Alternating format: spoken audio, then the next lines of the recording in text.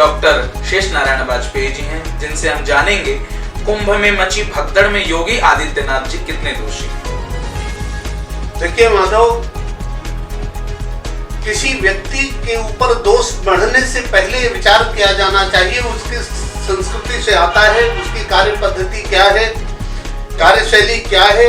इस सब पर संपूर्ण विचार किए बिना किसी को कटघरे में नहीं खड़ा कर दिया जाना चाहिए।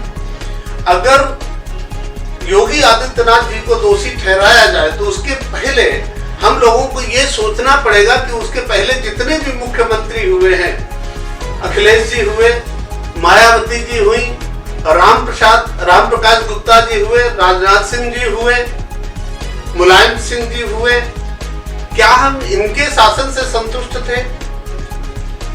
एक हिंदू की दृष्टि से देखा जाए तो श्री राम मंदिर की बात हो, काशी के मंदिर की बात हो, या मथुरा के मंदिर की बात हो, या हिंदुओं की गरिमा की बात हो, या शास्त्रीय संस्कृति की बात हो, या गंगा यमुना के निर्मलीकरण की बात हो, या शास्त्रीय प्रचार प्रसार की बात हो, वेदशालाओं के निर्माण की बात हो, या वेद पुराणों के उद्धरण की बात हो, ये जितनी भी हैं उनकी कसौटी पर कस के देखा जाए तो विगत 20 सालों में ऐसा कोई मुख्यमंत्री नहीं हुआ जो योगी आदित्यनाथ के सामने खड़ा होने का साहस कर सकता हो।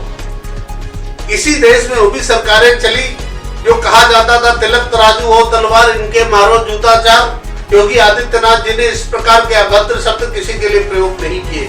और आज कुंभ मेला में भी जो महात्मा लोग राजा रजवाड़ों की तरह रह रहे हैं, ये योगी आदित्यनाथ की देन है। तो हमारी संस्कृति की ओर से हमारे धार्मिक प्रतीक को संभालते हुए वहां आगे बढ़े। वो हम लोगों की मान मर्यादा और हम लोगों की भावनाओं से अच्छी प्रकार से परिचित है, इसलिए योगी आदित्यनाथ को इसके लिए दोषी नहीं ठहराया जा सकता। दूसरी बात, भगदड़ के लिए सरकार अधिकतम गोली चला सकती थी भगदड़ रोकने के लिए, लेकिन क्या ये उचित था?